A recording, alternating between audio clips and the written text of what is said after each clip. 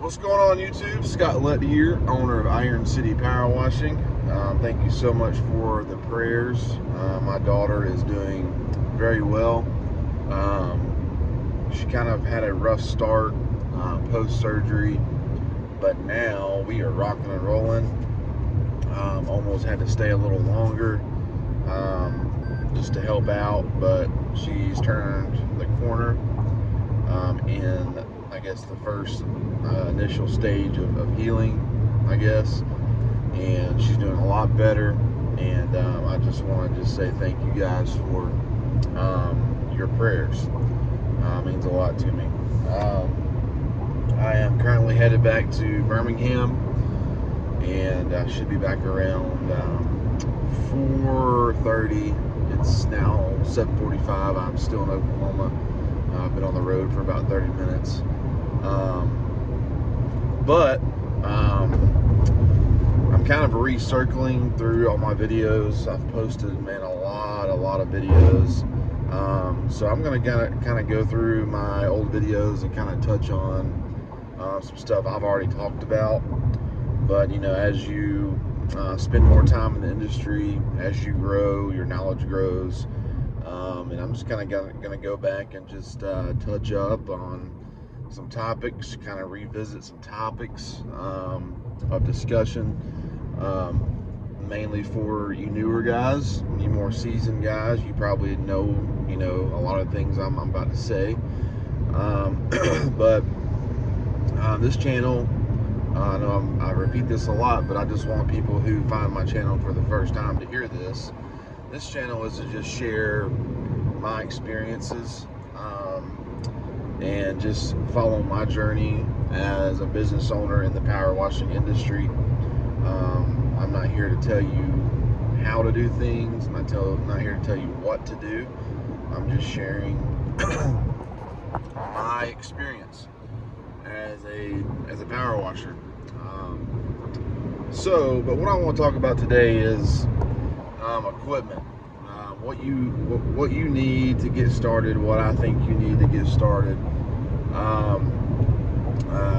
What I want to just kind of help you guys, encourage you guys to do is don't hop into this industry with a $15,000 rig, an 8-gallon per minute machine, a gas roof pump, soft wash system, proportioners, big surface cleaners. I want you guys who are just getting started, I want you to focus on getting work, okay? Getting your name out there, working your inner circle, meaning your family, your friends, maybe your previous co-workers, maybe you're still part-time. That's what I did. I worked at the power company in Alabama for 6 years and started my business as a side hustle. I guess you could have called me a weekend warrior back then. I started off with a 2.3 gallon per minute machine. And I was out there hitting every square inch. I didn't know better. I was just doing the work. My customers were happy. I was just cleaning driveways at the time. I didn't know anything about soft washing, roof washing. I didn't know even what SH was. I'm sure my work looked like crap, but you know what? I made money. My customers were happy. They called me back the next year, so I guess they were somewhat satisfied. But you guys who are getting started, who are interested, figure out a way to make yourself known. Maybe it's yard signs.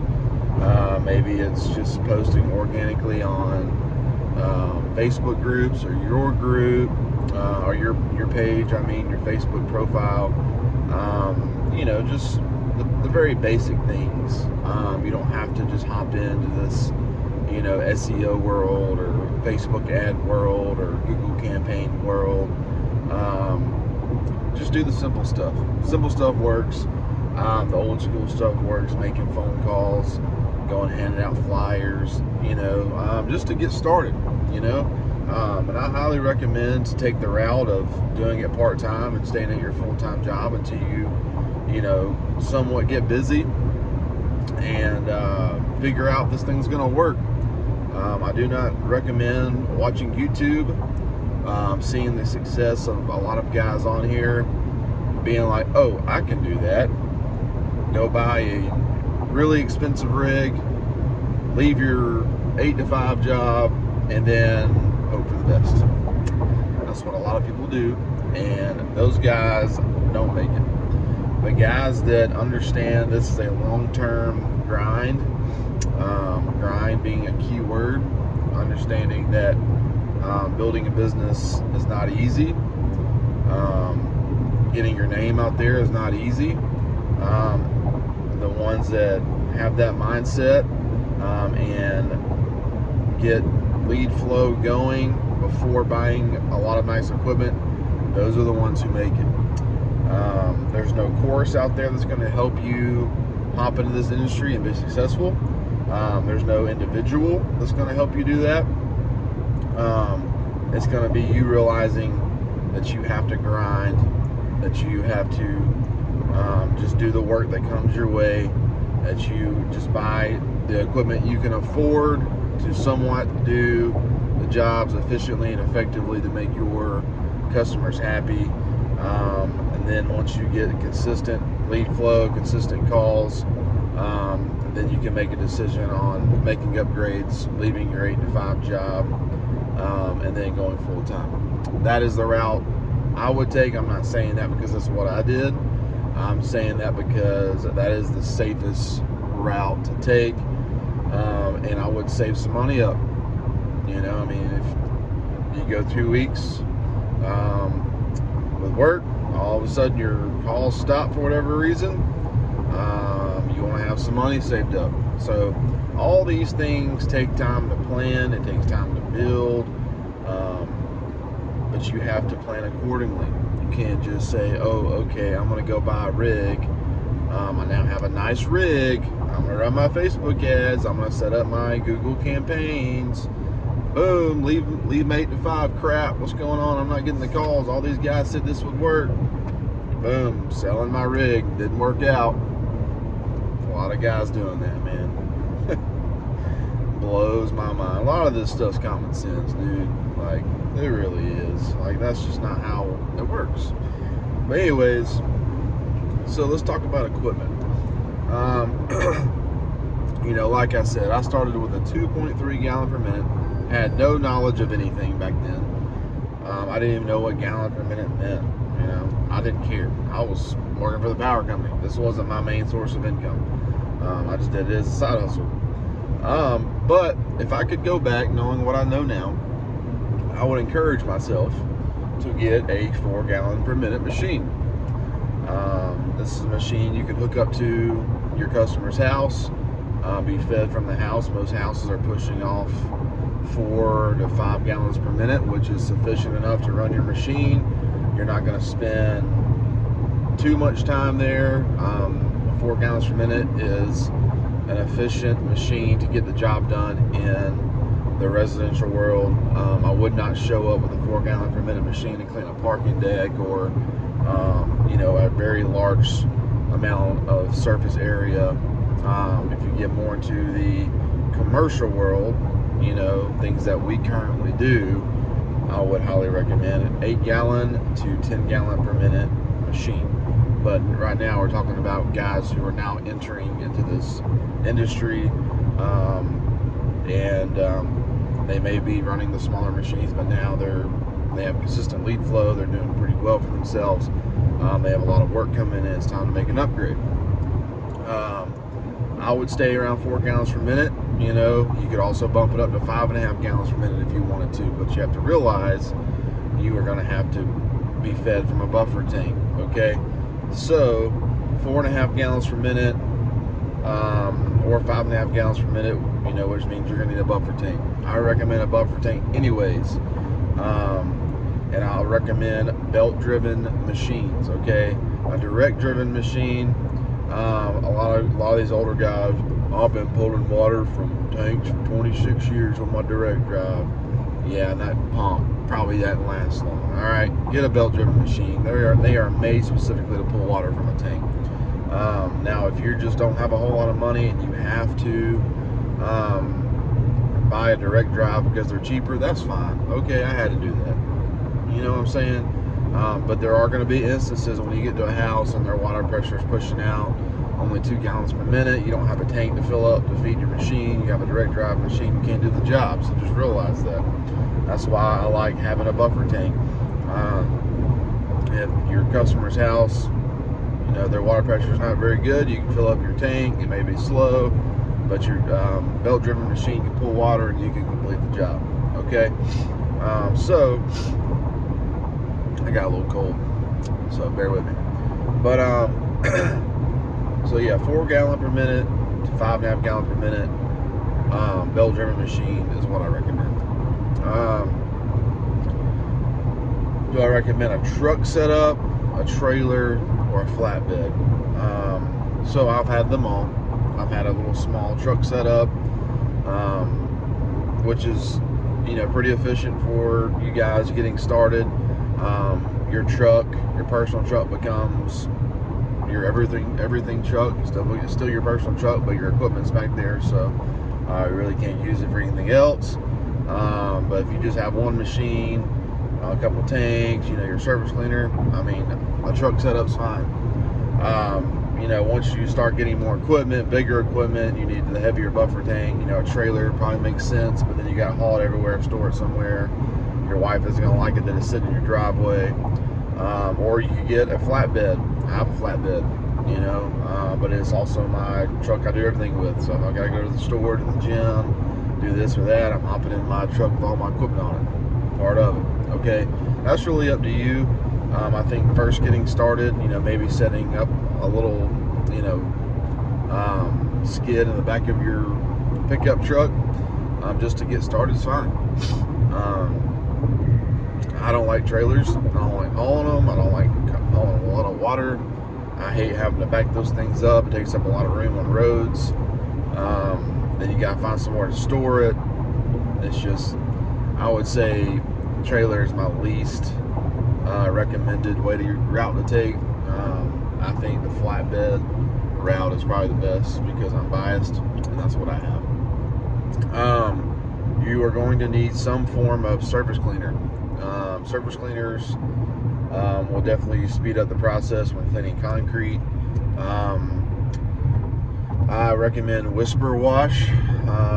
BE is another good one. Those are probably the two that I would go with.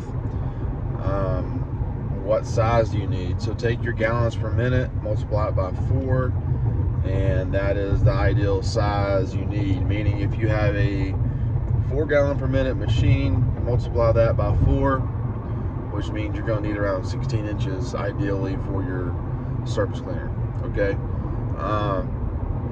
Now you can get away with the 20-inch, and which is what I used for my 4 gallon for a long time, and it worked fine.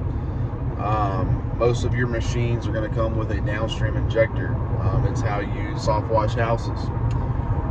So when you're first getting started, guys, I would just focus on cleaning driveways, soft washing houses. Perfect those two services before you hop into roofs. Okay, roofs is a whole nother service. I didn't really start cleaning roofs until about 2 years into my business, just because I wanted to perfect cleaning concrete. I wanted to perfect soft washing houses. You know, I egg-shedded for a while downstream, and then I was like, okay, I want to start cleaning some roofs, so I bought a 12-volt system. But when you first get started, guys, don't try to do too much. All right, go clean out gutters if you need to. The two most essential services, and you can set up a Google guaranteed local services page, which is a whole different video.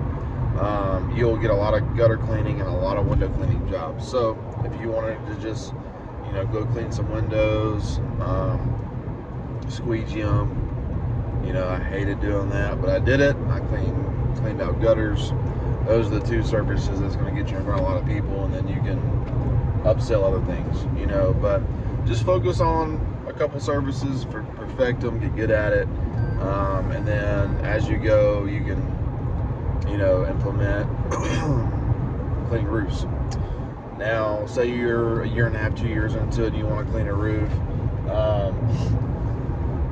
A lot of guys like the gas roof pumps. I have a gas roof pump, but the thing is, if it goes down in the field, it's down, and they're usually pretty hard to fix. I've gone back to 12 volt systems. I can swap out my Everflow pump within 5-10 minutes, and I'm back up and running. All right. Do they shoot as far? No, but do they shoot far enough to get the job done? Yes. So I run the 12 volt systems, and it also doesn't take a whole lot of room on my truck. My gas roof pump is an actual machine, gas powered machine, so it takes up a lot of room. So I don't use it. It's sitting in the shop. Probably gonna sell it or something.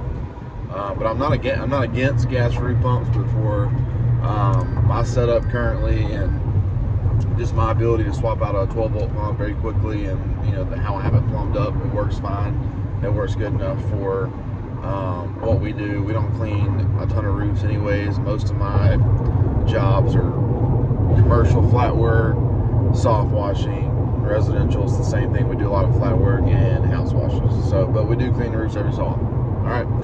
So there's having a 12 volt on my system is not a big deal. Sorry, I know it just got loud. But anyways, we've covered the machine, we covered the surface cleaner, covered what kind of setup you need. I mean, another thing, guys, you're gonna need hose reels. I know this is loud. This road is super loud.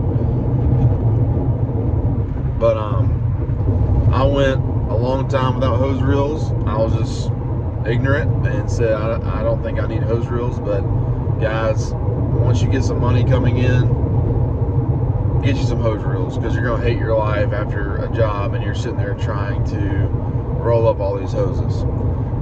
You're gonna need a hose reel for your high pressure hoses. I recommend about 250 feet, 300 feet, with 100 feet of backup on your truck.